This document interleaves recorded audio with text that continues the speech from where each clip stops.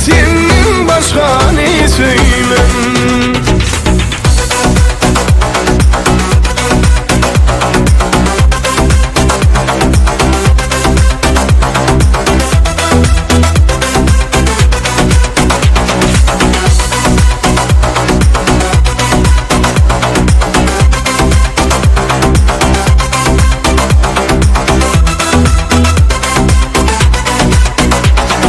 Köçenizden yolum etti, seni görüp bunum etti, güzelliğin hayran etti.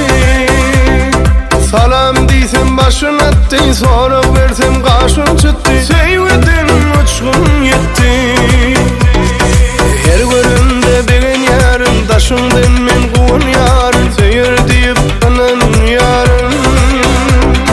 Kamlı görsem kıynan yarın, gönlüne tapçık bol yarın,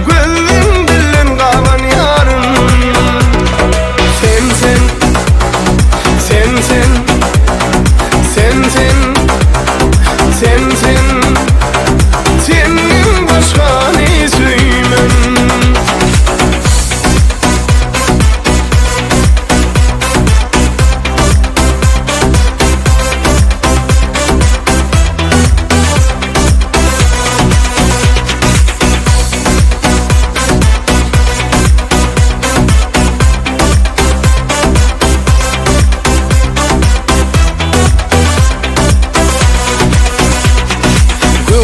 Sada kalbim fe, sen bedele tayo, soğuma yedim bana bak, arzum sen yeketer.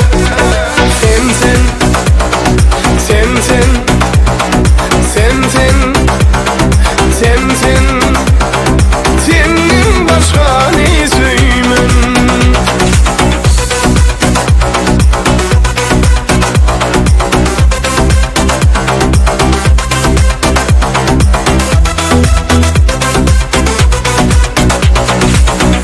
Koşup çalıp sadı, yanınsa yürek boğadı, vat diyen şol bedeli.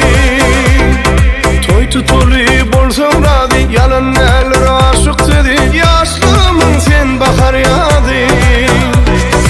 Üns verme yar bakışlarıma, yalvar yarsın katışlarıma, taşında bolyan pervana. Dokma darak kakışlarıma, hala çitem ağışlarıma.